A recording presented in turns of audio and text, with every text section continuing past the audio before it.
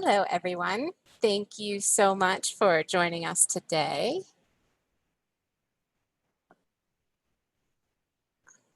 My name is Alana McGovern-Register, and I'm the curator here at Silver Plume Exhibitions.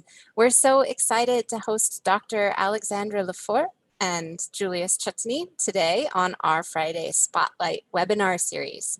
Along with their extensive scientific backgrounds, they are both masters in the field of paleo and natural history art. And I will let them tell you a little bit more about themselves in a minute. We are going to be recording this session, and it will be up on our website if you would like to reference back to it. Check out the SP Exhibitions website for our full schedule of past and upcoming events. And don't forget to stick around at the end of today's presentation for a Q&A session. You can use the Q&A feature if you are joining us on Zoom, and if you're watching on YouTube Live, you can post questions in the comments, and I will ask them to the artists at the end of the show. So let me end this.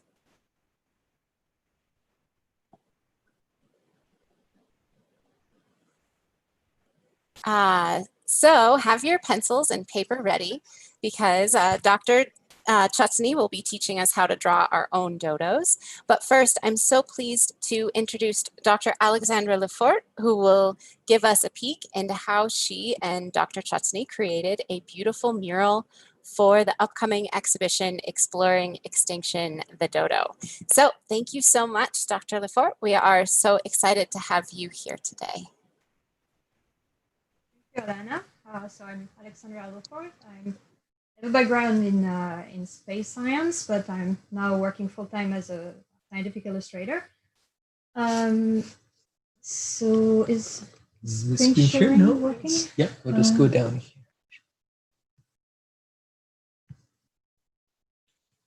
Which one? The last one. Okay, so you should see on the screen now. This is the mural that Julius and I have been doing for the Dodo exhibit. So the Dodo was a flightless bird which is now extinct, and it was endemic to the island of Mauritius, which is in the east of Madagascar in the Indian Ocean.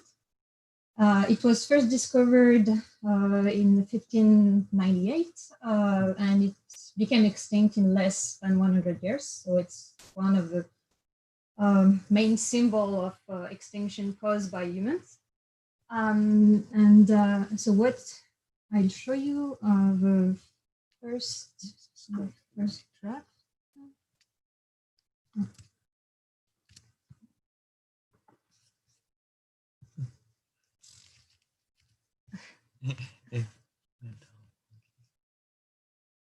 All right. Yeah. Sorry, I thought I had set this up properly, but it didn't actually. Stop sharing. Yeah, we'll just do the stop sharing. Restart. Yeah. The draft, the first draft. Okay, so this was the first draft that we made for the mural. All the mural was made in Photoshop, so we used different layers. So we first had a base layer for the draft, and then we added different color layers and shadow layer, and then highlight layers. So I'm just going to explain how we decided on this composition. What we wanted to show was we wanted to show a pair of dodo nesting in their native environment, which are believed to be the woods in the drier coastal area of Mauritius. Therefore, we wanted to show like a diversity of the original native vegetation of Mauritius, but we also wanted to show in the background a ship of the time, which would symbolize the arrival of the first human on the island and foreshadow the element of extinction. So we have here, like, we decided to put the dodo here in the foreground as the main element of the mural. As as the dodos are like closely related to, their closest relative are pigeons, they were likely to build nests by picking up litters around. So that's how we showed the nest. And we have a diversity of plants, some nature tree, and a lot of smaller plants, which are a lot of wide diversity of pandanus, which are kind of difficult to recognize, like unless we really look at them closely. Can we show the one with the names? Yeah. Was that would work, and it worked before. Yeah, what? We'll just do it this way. Let's go back and forth. That's fine. Let's back up.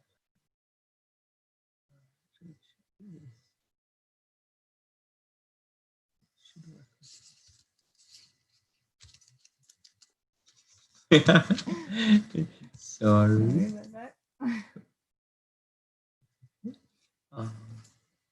Let me just, you know what? We'll do this. We'll make it full. It's okay. Sorry about that. Technical difficulty. One moment, please. Here we go. We'll just do the screen. Yes. Okay. Yeah. Okay, so this is really just to show the different species of trees that we have represented on the murals. So we have like, do you want to say something about that, or? Oh, well, yeah, basically just, I mean, yeah, I mean, there's a variety of different kinds of, hi guys, a variety of different kinds of plants here, so a lot of different species, as Alexandra was saying, of pandanus plants, and also a lot of different kinds of endemic species of palms that were present on the island, some of which have unfortunately gone extinct as well, or very nearly so. So this was a way to be able to bring them all together into a natural environment, an estimate of what it may have looked like before the massive amount of alteration of the ecosystem with the arrival of Europeans. Mm-hmm. Thanks. So I'll move to the intermediate version. This should work. We just use okay. the. Oh, yeah, it will. Just move to different. There we go. Okay, so this was an intermediate version where we have most of the base colors of the mural, and something else we were considering when we decided about the lighting, that we wanted the light of the mural to also symbolize the upcoming extinction by having a slightly stormy end of day light with some like dark storm clouds or in the background, like just above the ship. So that was another part, like another small symbol of the foreshadowing the extinction. So right here, for now, the dodo only have a base color, the base color of the feathers. So based on we used for the reconstruction of the dodo, we used as reference material. We use some of the outline of the skin and scale covered part that are based on some museum material that exists only of 4 specimens of dodo. That's all that's left of the dodos that existed. And some museums also have made life reconstructions from dodo, although they vary a lot in anatomy and in color, because we don't have that much information about what they really look like. And we also use historical notes and sketches, and we took some inspiration from relatives of the dodo, such as like pigeons and doves. Currently, the closest living relative is the Nicobar pigeon. So the actual, what we think was more likely the actual color of the dodo is a brownish gray plumage. They likely had yellow feet. They had a tuft of tail feather and gray naked head and a black, yellow, and green Beak. So we don't have those colors yet. This was like still an intermediate version. Regarding the design of the ship in the background, we based we based it on the design of the Dutch ship called the Batavia, which was built in 1628 and was wrecked in I think it was off the coast of Western Australia just a year later. So it wasn't a ship that necessarily went to that island, but it was a ship that was like from the exact same period. And I'll move to finally the final version. This is where we've added like some of the shadows and highlights, and we got here the final,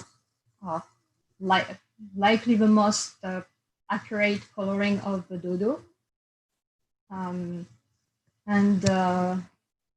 Yeah, I think that's pretty much how we got the final image. So, you want to add anything to that? I mean, I think that the other thing that you can kind of think about for these kind of murals is that it allows you to tell a bit of a story about their behavior. And as you already mentioned, that this is sort of an idea of showing them nesting. So we have this illustration of the dodos actually nesting. And then we've also added in this final version an indication of one of them, the foreground one, foraging. So there are several things they may have eaten. Here it is picking up a nut of one of the plants. It could be of several different kinds. There are some species of tree that are on Mauritius that are still alive today that had not reproduced for hundreds of years, and some of the trees are like 300 years old, but they have no new germinated individuals, suggesting that some of these seeds may have required passage through the gut of megafauna like the dodo that are now extinct. And nowadays, to get them to germinate, those people that are raising them actually have to scratch the seed to make it work. So here's that, so part of the story in the mural is also showing behavior that might be now lost and necessary to the ecosystem otherwise. So that kind of is another thing that we've added there a little bit. Yeah. And yeah,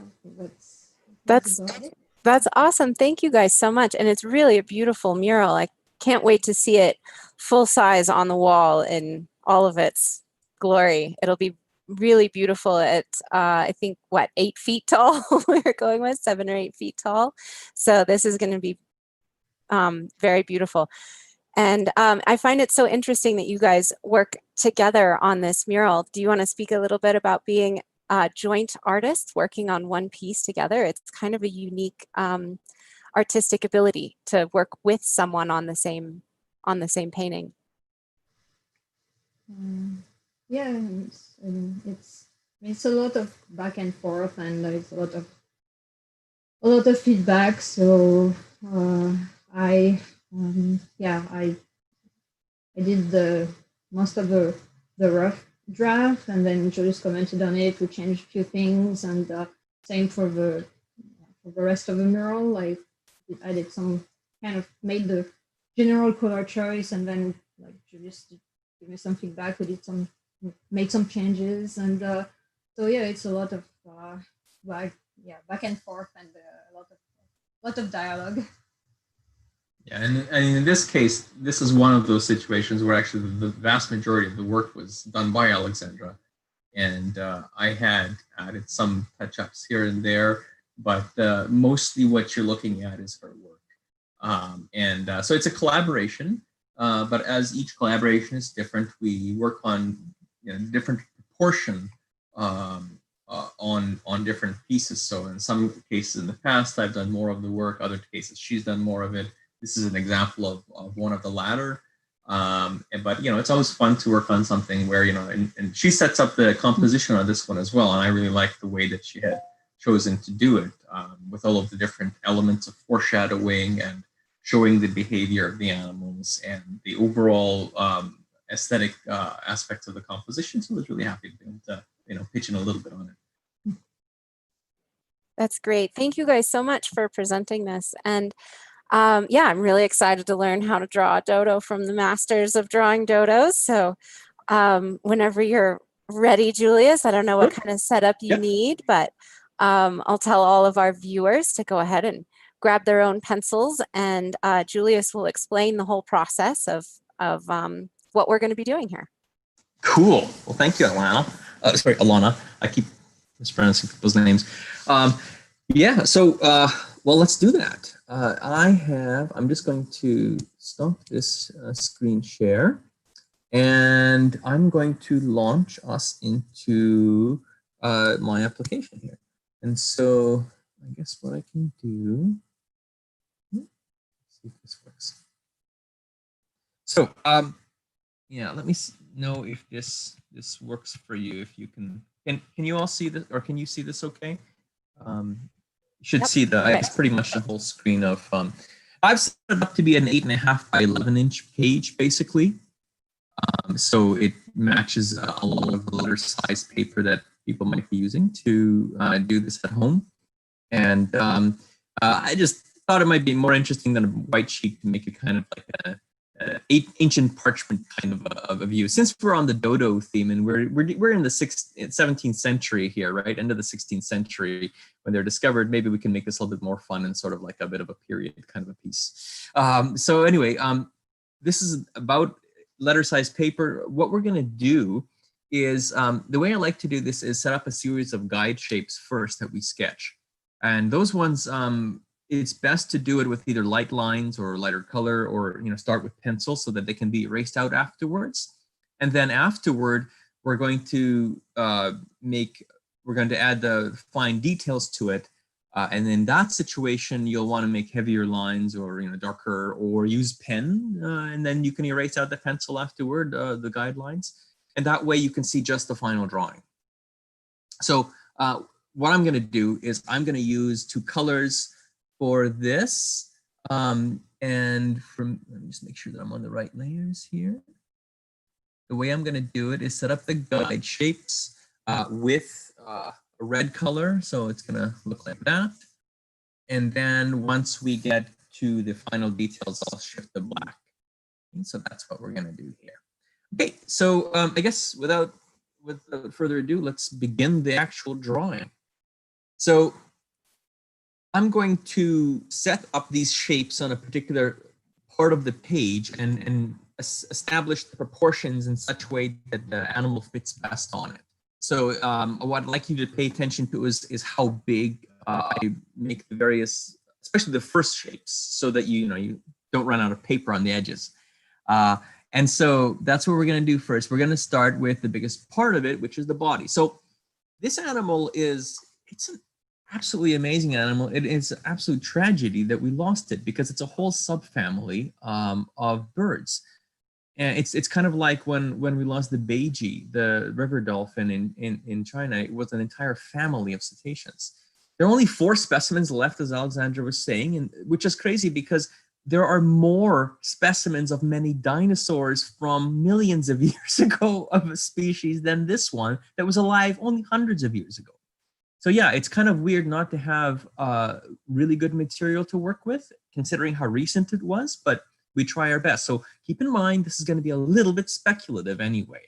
And we only have, it's kind of like working with Neolithic cave paintings of some animals, or Paleolithic cave paintings, where you actually can rely on some of those for color patterns. So first of all, let's draw kind of a large egg shape with a little bit of a flattish bottom. So it'll look like this. So it's near the center of the page, maybe about 1/3 of the size of the page. You can see it's kind of, it's a long oval, it's kind of tilted a little bit. So if I were to draw a dotted line through the center, you can see it's kind of tilted up to the left a bit like that. It's like a great big partly flattened egg.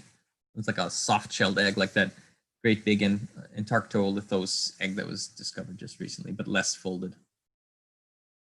Okay, so that's the, we'll bring some recent science into it, right? There's the body. This animal is going to be facing to the left. So its body is actually tilted a little bit upward. These guys had their legs at the sort of near the back of the animal. And so it would have helped to raise the torso a little bit to balance themselves, maybe. We're going to add the neck now. And so this is going to be just kind of a curved shape, almost like a short, squat swan's neck. So we're going to start near the bottom of this oval. You're going to go up like this. And then give it a rounded end and come back toward the egg. I want to give this like a handle and start seeing I'm a little teapot. But it's probably a little bit thicker spout. But yeah, you could liken it to a spout, sort of a spout shape. No, that's it, exactly. All right. So that is going to be the neck. And then we're going to put the head on it.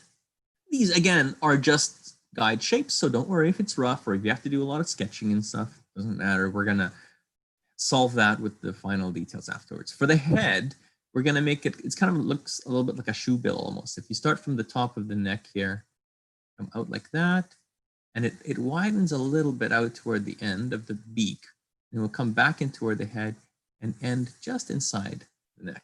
And that was deliberate, that bit of putting it inside of the neck there. It's going to show where the feathers on the back of the jaw kind of end. Okay, so yeah, it kind of looks like a duck now, I guess. It's well, we'll fix that soon enough. Okay, this will help to distinguish it a little bit. We're gonna add another shape to the back. So we have the neck, we have the big beak, and now we're gonna add in sort of like the outline of where the feathers, the margin of the feathers start to distinguish the naked part of the head from the feathered part. Okay, so you're gonna start here at the top of the beak and go back into the neck like this, into sort of just a half circle-ish kind of shape. That. Okay. That gives us a lot of that architecture up there. The mouth will really help to distinguish it from that of a duck.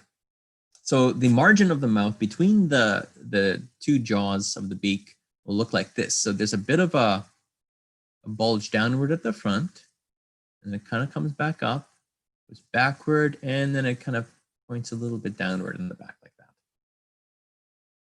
And actually, if we wanted to finish, and we can do this in the details, but let's just do it now. At the tip of the beak there, extend it a wee bit further, and the key is that give it a sharper tip hanging down, because that's another feature. The upper beak was hooked. Okay, now it's starting to look a bit more like a dodo. Now, keep in mind here that, as I mentioned, some of this is speculative, at least in terms of how much of it was feather covered or how long the feathers are, how thick. So this is kind of a best guess based on previous reconstructions, taxidermy specimens, which of course are largely speculative because there isn't a lot of material, and sketches, as Alexandra was saying, from people that actually saw them alive and did their best or half best at describing them verbally and sometimes with artwork as well. And there's a lot of variation that you see in some of these sketches as well. So you kind of have to take a lot of this with a grain of salt. Also, it's like 300 or 400 years old. So, you know, the language barrier is another thing. Even English was a little different. So we're going to add the eye now. So what I was saying with that is that the thickness of the animal may be different from what others may have reconstructed. I'm interpreting a certain thickness of feathers. So that's something to consider. The eye is located here inside of that naked area of the head. A little round eye. Think of a pigeon. It's like a Terminator pigeon, basically. It's like this massively heavy build, big bird that grew up to like something like, I guess, over 30 kilograms or something in some cases. Like huge for a bird. I mean, it's flightless, right? So there's no limitation in terms of it needing to be able to fly and carry this weight into the air. So that limit was gone and it just grew big. The tail is an interesting one, right? based on descriptions, it kind of had this tuft of like little curled feathers sticking out the back. The pidgestyle was really small in this animal. The pidgestyle is that little fused bones that would normally be, that is the tail of birds, and it's in other dinosaurs, non-bird dinosaurs, the tails were long and were not fused bone, but were separate bones. And birds that are alive today, those bones have fused into a single little thing called a pidgestyle. So it was a little thing. And so basically our modern birds have like a fan of feathers or maybe a tuft of feathers, and this one had a tuft of feathers. So we'll do like almost like an ear shape at the back end of the animal, like this. That's just the outline of them. We'll get the details in afterward. Okay. Now the wing is, we're looking at it from its left side, so we're only seeing one of them. They're ridiculously small. I mean, they were sort of an embarrassment for any bird capable of flight or any of the other columbines, pigeon group. So we're going to make a little circle like this. This kind of delineates the secondary feathers mostly, the part that is not the primaries that would normally have been used for flight in a self-respecting bird, but these ones are the ones that are kind of like the second rank of feathers after the primaries. And the primaries are down here. So we're going to add the primaries by making a little, half ovally egg shape coming down from there. And so that is basically the size of the wing. It's just really small, kind of like, a lot of flightless birds now, cassowaries and so on, have ridiculously reduced wings because they don't need to fly. So there's no active strong evolution or evolutionarily selective pressure to keep those wings maintained at a large size. And so they basically just become smaller and smaller with each generation. The legs of these are quite well developed. And so there's actually a couple of interesting reconstructions of it based on some sketches from people suggesting in one case of really thick legs, which was actually interesting to see. And I wonder how accurate that was. But it's like a 400-year-old drawing, so we're not sure. We can't ask the artist. We're gonna make this sort of half drumstick, and it really is. It's literally the drumstick of the bird coming down from under the wing. And yeah, if you're holding a chicken drumstick or a turkey drumstick, this is the part that you'd be holding. It comes back up, kind of a funnel shape. And the reason I'm not making the whole leg up to the top of the calf and then the thighs, because it's hidden under the feathers a lot. This thing has, imagining a lot of feathers around it, and so we're only seeing the bottom bits of the leg sticking out. That's the left leg, and then the metatarsals, or the sort of the foot bones, the parts that we normally would keep on the ground, but birds hold up, and their ankle is off the ground, come down from the bottom of that drumstick like this, and you're going to make sort of like a parallelogram kind of a shape like that. Okay. These are all quite robust, and there is actually material preserved of the foot of the bird and of the metatarsals. So we know what it was shaped like, how many toes it had, and even the pattern of scales on it. So we'll be able to incorporate that. And we did that on the mural as well. The foot, in this case, and this one is flat on the ground. We're just going to extend forward from the end of that metatarsal. Just basically that kind of a shape. This is a merging of the front three toes. So we're going to be able to see two of them, but this is the outline of those three first. And then there's also the hallux, so the toe that sticks backward in modern birds, like this. Dinosaurs, this is the non-bird dinosaurs also had this, right? This is the toe number 1, or the digit 1 on the foot. But in non-avian dinosaurs, this toe would have normally been rotated around the other way so that the bottom of the toe was sticking backward. In birds, in neornithines, it's actually rotated around and becomes what's known as the hallux. And it's kind of like the equivalent of our opposable thumb. They can use it to grip things in perching birds. Or in the case of these dodos and other flightless birds, they were used to help stabilize the foot on the ground by sticking out backward.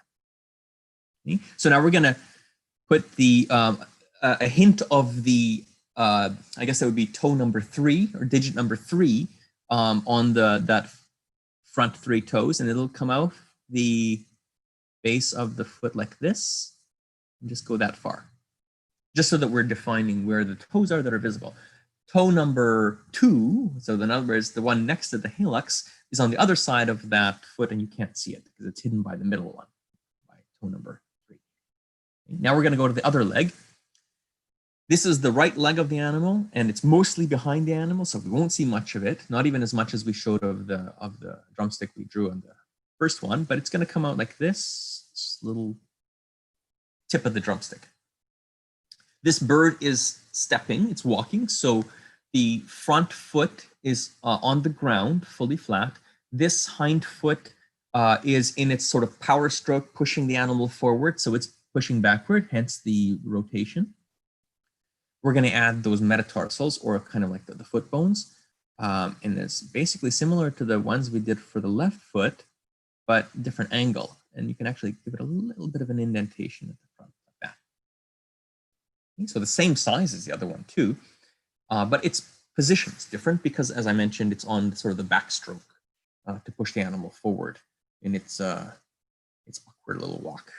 We don't know what it looked like when it walked exactly. There's no video of it, right? This is way before video cameras. The foot on that side, of the toes, look like this. Come down, and now because it's on sort of that backstroke, those toes are bent like this. Those are the outline of the front 3 toes, and the hallux kind of hangs downward a bit now, because it's not actively being used to push the animal. At this point, it's not functioning in any useful way. It's just kind of hanging there.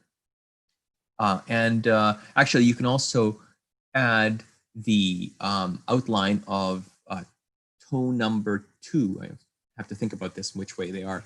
That hallux, actually, that we just drew, you can actually add a little bit of an overlap there onto those foot bones, because that is on the inner, technically it's on the inner side of the foot, but it's really kind of more rotated onto the back, so I don't know if that's actually a good idea to add those, but whatever.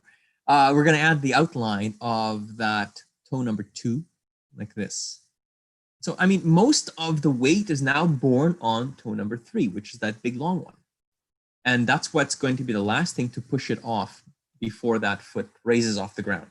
So we have the overall shape now and the proportions of this dodo as it's walking. What we can now do is shift over to our black colored, I'm going to shift over to my black colored pen. I'd like you to shift over to a darker color or heavier lines, or if you have a pen, use a pen.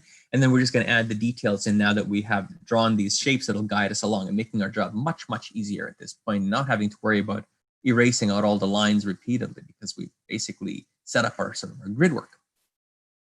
Okay, so now, actually what I'm going to do is reduce the brightness of these lines that we just drew a little bit, darkness, just so that there's a little, you can still see that? Okay, good. So this way it'll be easier to tell the difference between the 2 stages, and I want to make that obvious. I'm going to shift over to black, and we're going to start adding the details, and this is where it'll really more come to life. And so here's what we're going to do. We're just going to turn that on. We're going to start with the head.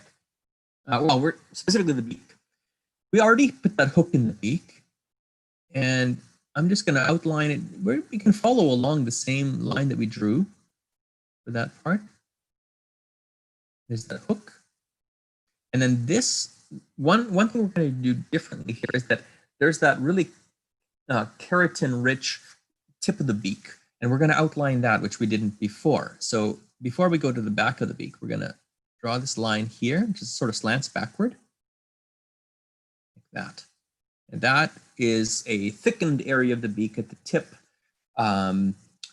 that is really effective at helping them to grab things. It's got the hook on the end of it, and you know, it'd be something that is typical of pigeons as well, this form of the beak, that where you have a large sort of enlarged tip, but much more so in the dodo than most, in fact. You can also see there's a nostril, and the nostril is an interestingly placed one on this animal. It's located down here.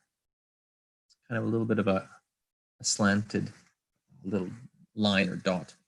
So we also have one of the 4 specimens that's preserved of this animal includes a dried head. So there's actually a lot of good reference material, there's some good reference material for the head or how it looked relatively, and it's dried. So, it's not fresh, but it's better than we have for most of the animal. We can continue the beak the way we drew it along the edge of the top. And same thing for the margin of the mouth. And then also under on the lower, whoops, my computer did a funny little extra line there. I'll just erase that out. Funny how that works. Okay, for the margin on the lower jaw, we're going to do the same thing as we did with the top one, where we're going to draw that little bit of a thickened area over here. My computer's not totally happy with some of this stuff. It's okay, like that. And then continue along toward the back, just like the line we drew before, like that. There's the beak. Really massive beak for these animals, really amazing. They probably ate fruits and nuts and so on, and omnivores that may have eaten some invertebrates or I don't know, small other animals. The eye is already outlined for us. We're just gonna, actually I'm gonna zoom in a little bit here so that we can see it more clearly. Okay, so you're gonna draw that circle for the eye. You can give it a small pupil. Whoops. Let's do that again. Give it a small pupil in the center. Yeah, pigeons often have this look like they're dazed. It's because I think this small pupil in the center of a very round eye. And so that's normal. If your dodo looks dazed, that's fine. And then we can also add a little bit of the eyelids. A little bit of a margin around the eye, and one on top, one underneath, like that. This one looks like it needs sleep, looking like I feel. Now we can add, actually one other thing we can add on the beak is a little bit of a rim around the mouth like this, because maybe a little bit of a thickened area, just like this light lines.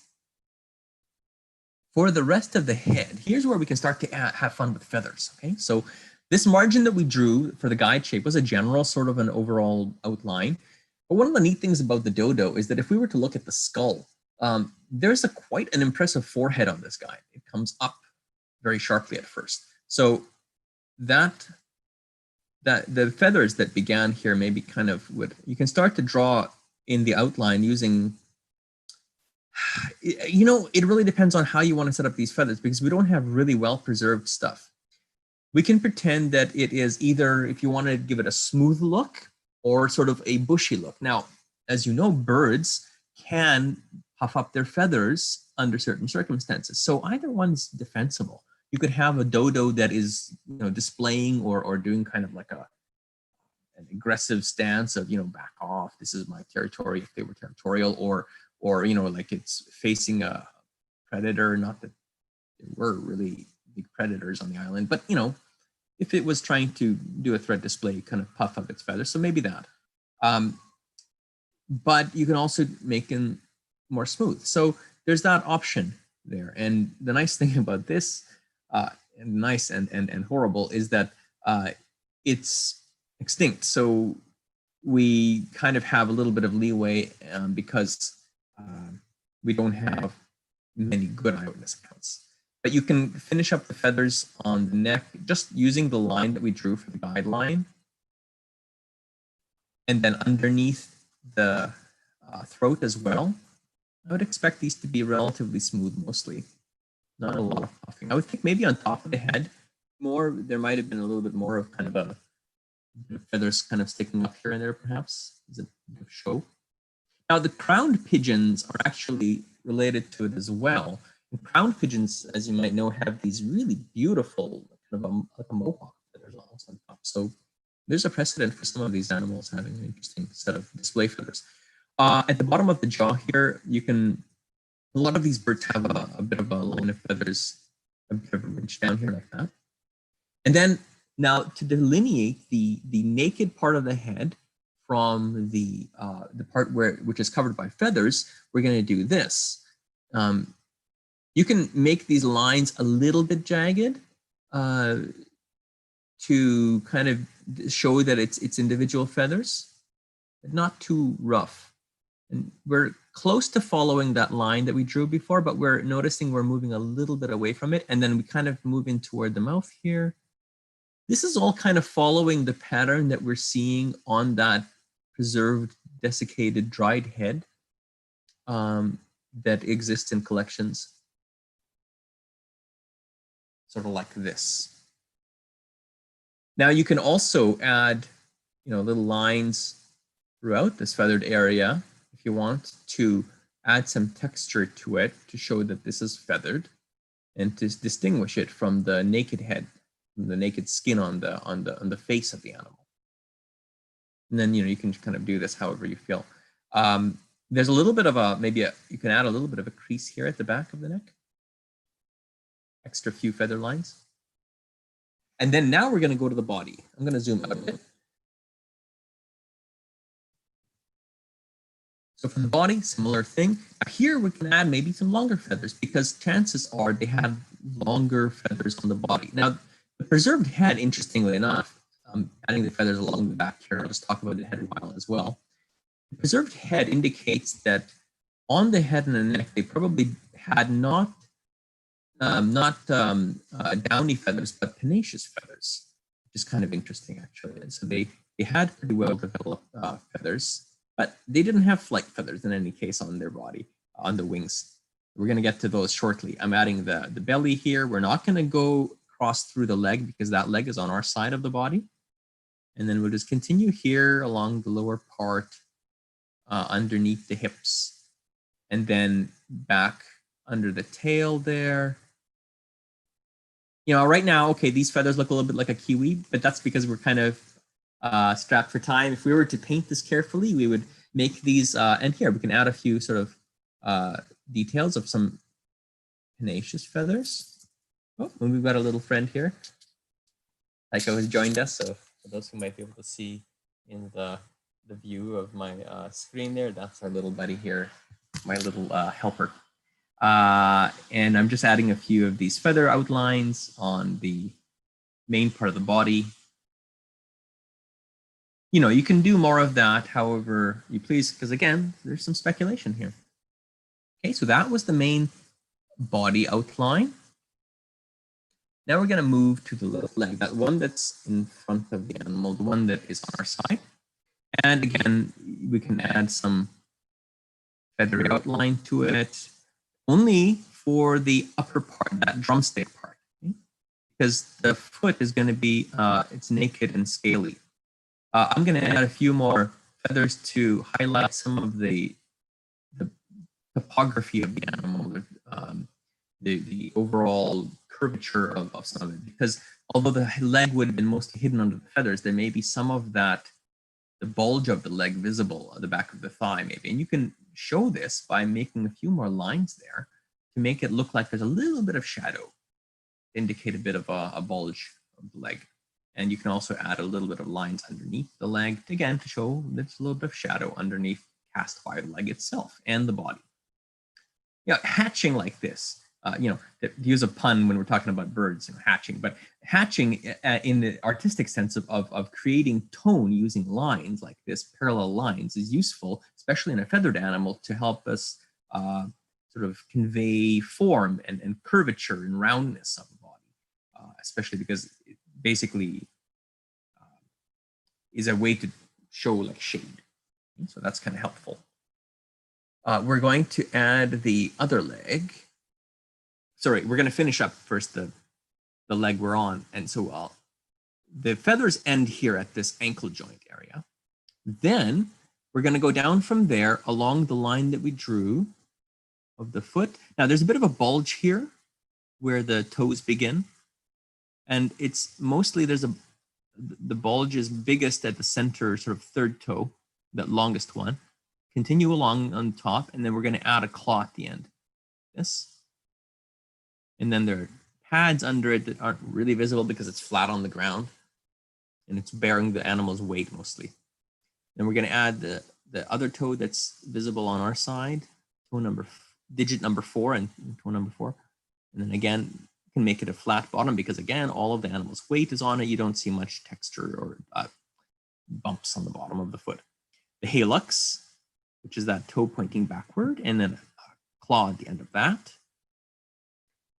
And now the back end of that, the metatarsals, or the foot, technically the foot.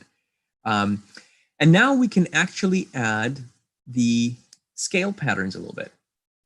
And so for that, on the toes, there was a series of these saddle-like scales that to us look like sort of a scalloped texture up to about that bulge area where it enters the bigger part of the foot. Then they get wider, like this, and then they get really narrow, and then they turn into a set of really small polygonal scales that are like polygons that are not long and narrow, but more almost like circles, but with, not smooth circles necessarily. Anyway, there's a bunch of those. If you want, you can represent them also by kind of like a cross hatching if you want to go fast, which means a bunch of parallel lines in one way, and then a bunch of parallel lines overlaid on them in the perpendicular direction, which kind of makes it look like a, well, cross hatched is the term actually. That kind of helps to show us the shape of the scales there. And then of course the halux also has those saddle-like scales on top of the foot, over the top of the toe. Okay, now we're going to finish up the other leg that's on the other side of the animal. You're only going to be able to see the part that's hanging under the body because it's hidden by the body otherwise. You can actually add a few more feather lines on that upper feathered part to show that it's in shade. We'll do the same thing here as we did for the other foot. There's the thicker part near the toes. Now, because these toes are bent, you can add a couple of creases a little bit. There's one kind of here where basically the skin kind of bunches up. If you were to bend your fingers back in your hand, you'll see the creases form crosswise across your fingers. And then there's another one a little bit here where the finger bends as well, or the toe bends. And then you continue to the end and you create those claws like on the other one. For the toe that's near us, that's toe number 1, or sorry, number 2, to be straight, which is that second longest one. You'll also have maybe a couple of creases, and only the claw and a teeny bit of the tip is in contact with the ground, because most of it is raised off the ground as the animal pushes backward. It's a couple of pads underneath like this. And then the halux with the claw at the end. And then here you can add a couple of those little pads at the bottom with little half circly round kind of shapes. Because this is off the ground now, it's not being squished against the ground. You can start to see some of the shape of those pads underneath. In non-avian dinosaurs, those actually are sometimes preserved beautifully, the outlines of them in footprints. So that's really nice to see. The back of that foot area, the metatarsals, connect that to the halux. And then I'm not going to go into much detail here about the scales. You can finish those up afterwards so that we save time, but I'm just going to give it kind of a cross-hatched pattern along the front of that foot here. But since I explained what's happening on the other foot, you can just kind of consider that's the same thing happening here. There's a couple of things left. One is the wing. For the wing, remember I mentioned we did the secondary feathers first, because those ones are important to do first because they're the ones on top. They sit above the primaries technically. And here's an important thing to remember. Whenever you're drawing birds with primary and secondary feathers, when you're looking at the wing from above, the front edge of the feathers are always the ones that are sticking up, that are leading. If you're looking at the wing from underneath, then it's the back end of the feathers that are scalloped, that are leading, that are visible. So in other words, if we were to draw those secondary feathers on this circle that we did, we'll start this way from the front, moving backward, like that. because the way that even though this animal was flightless, it evolved from flying animals, and there's a certain way that feathers have to sit on each other like shingles on a roof, so that the air pressure from below doesn't cause them to separate out and let the air go out between them. Instead, this configuration of feathers in a flying bird helps to reinforce the flat surface of the wing, even though it's composed of separate feathers. So there's some interesting sort of bioengineering happening there. You can also add some of these covert feathers, little scalloped lines along the. This is kind of like the forearm of the bird that we're looking at here, kind of like our forearm. And then you can go to the front end of the primaries, and we'll start along the top of the wing. And actually, we'll start here and make a little bit of a curvature where the elbow would be. But there's, like, if the bird were to bend its arm, there's this membrane between the forearm and the upper part of the arm. It's a patagium that connects them and makes it sort of a smoother curve rather than a sharp angle. And then we go forward of that and we launch into the feathers. And the feathers here, again, we start from the front and go backward because it's the leading edge of the feathers that's laying on top. And it's the trailing ends, margins of the feathers that are underneath. Again, it has to do with how the bird evolved from flying ancestors. And for the same reason, you can understand now why those secondary feathers would lay on top of the primary feathers when the wing is folded. So we'll go back here to the back of the primaries. We can also add a little bit of, or sorry, back of the secondaries, add a few of these outlines of some of the feathers of the body, the contour feathers, because it's partly overlapping the wing as these longer feathers of the body kind of hide part of the wing. Because it's a little puny wing, right? This is nothing that would be useful for flying.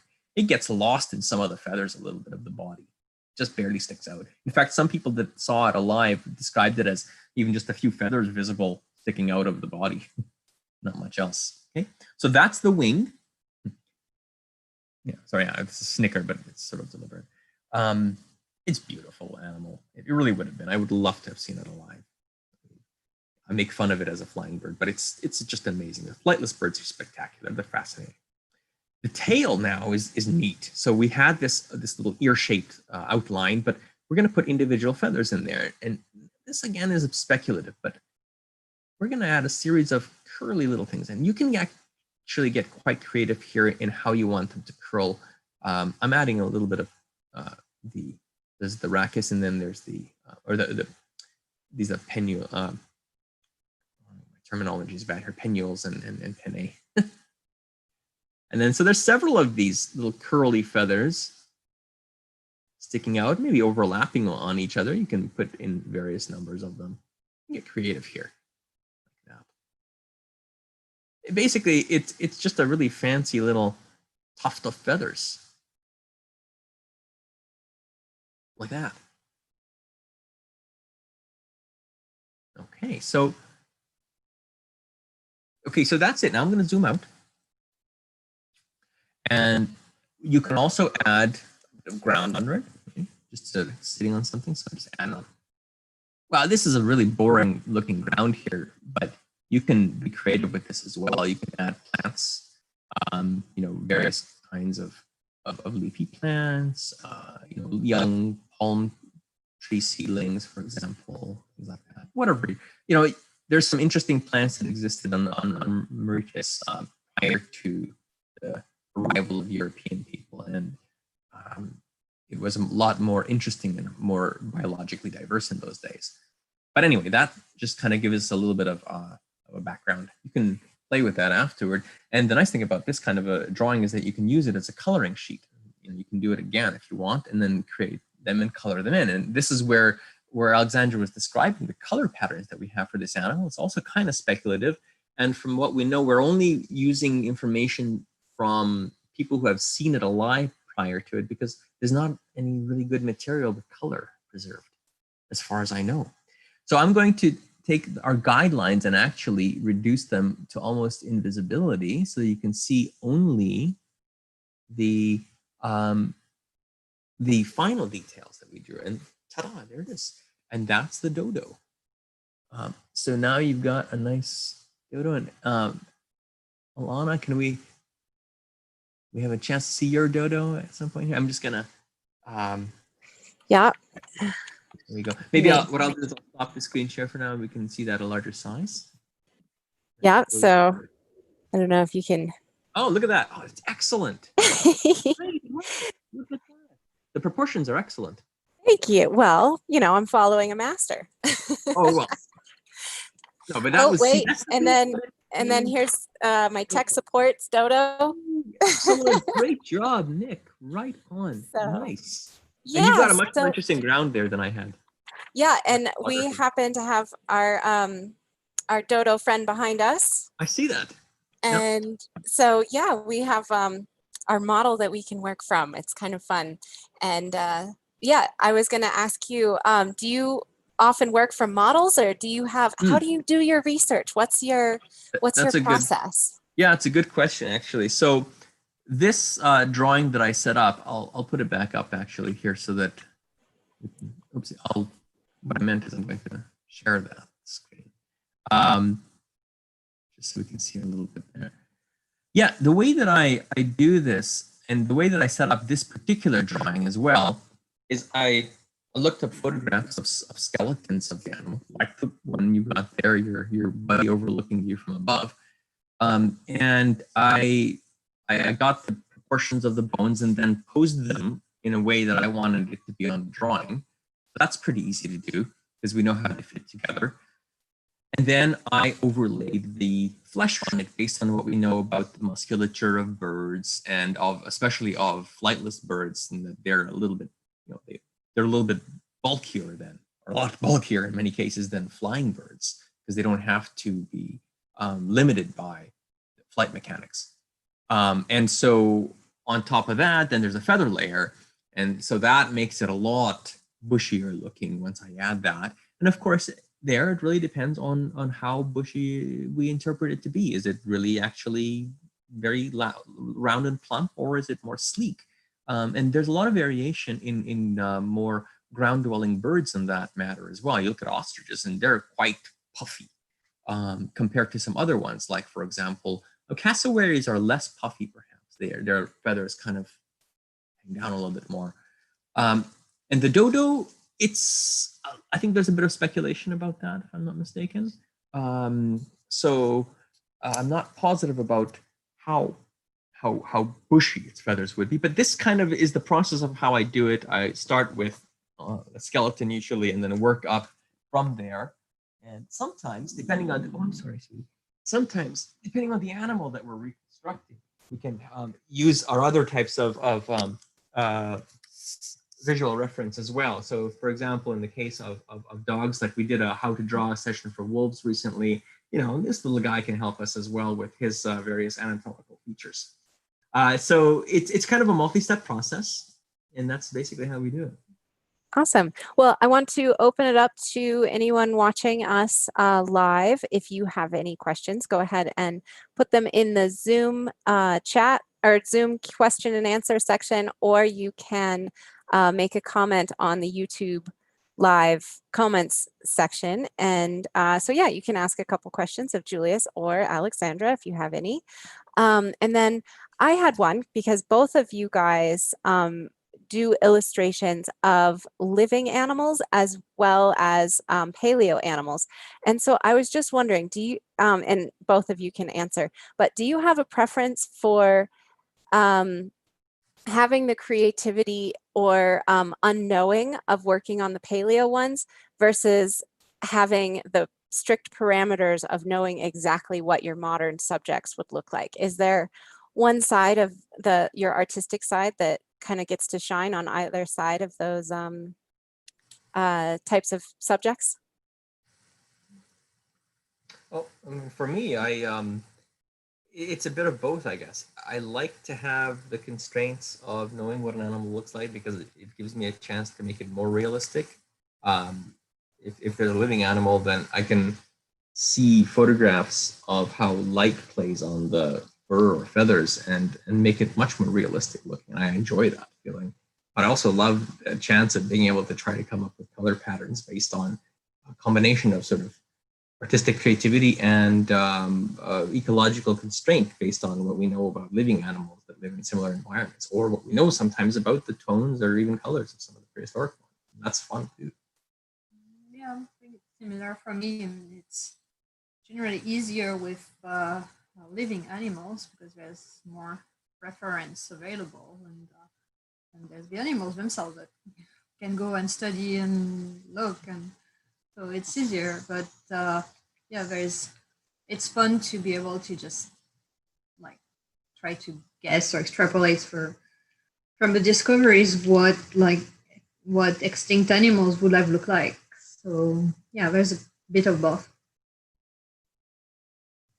And I guess, yeah, looking at living animals, it's also fun because you get to, as you say, you get to go and visit them as, you know, as much as you can, and spend time with the living animals as much as possible to be able to get good references. And sometimes you can. Do either of you have a favorite animal that you like to reconstruct?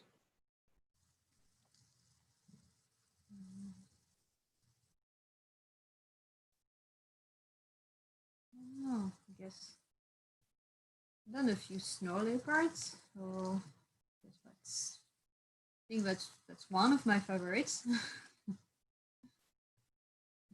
Those are nice. Um, for me, I have a hard time choosing because I love the diversity of animals, and there's a lot of different groups that I love. If I had to pick a group of animals, you know, that this is going to resonate with different people. I mean, I like a lot of reptiles, but I also really love sharks. So those are two of my competing favorite kind of groups. But it's hard to say because there's so many amazing animals in all the different groups. Many of the invertebrates are spectacular as well. And those don't often get as much attention as vertebrates. They're usually less charismatic megafauna representatives among them. But there are some spectacular animals, and even the teeny tiny ones are amazing. Which brings me to my next question. Do you feel that your background in the scientific fields gives you a different perspective on creating your artwork? And both of you have very diverse scientific backgrounds that I find super fascinating that you then have taken such a illustrative avenue on.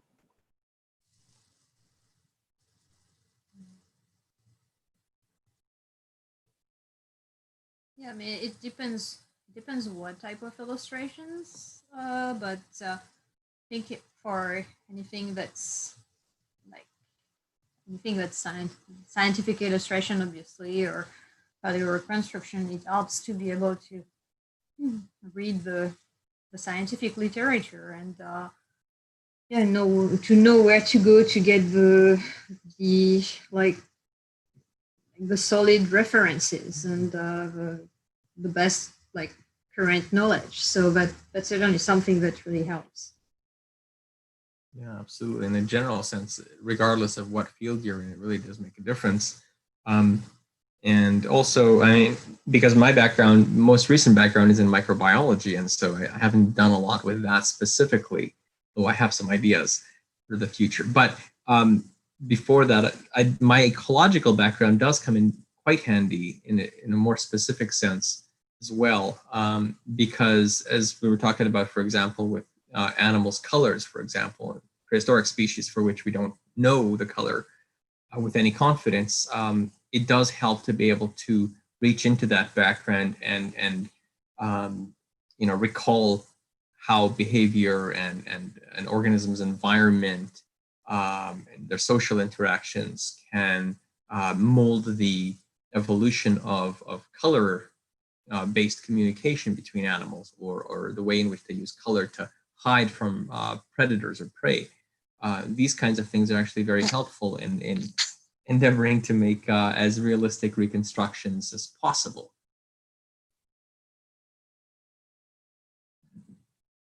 Oh, I think you have muted yourself. There we go. There we are. Yeah, Nick just stuffed the share. So Oh yeah, right, good. yeah, so I think that kind of wraps us up for this program, but I wanted to thank you guys so much for joining us again. This was really fun, and I can't wait to see your artwork full size and in the person in the upcoming exhibit and any of the other exhibits or projects you've been working on. Can't wait to see the Deep Time exhibit, the Smithsonian, and a few other projects that I know you've been involved in. So thank you so much again for being with us. Thank you. Thanks for hosting it, and appreciate the chance to be able to do more of this kind of fun stuff. And Tycho says bye as well from down below here with his little paw. He's the star of the show. He's the star of everything, absolutely. Yeah. All right. Well, All right. You guys take care, and we'll see you again for more artwork later. Sounds great. Thanks, Alana, and thanks.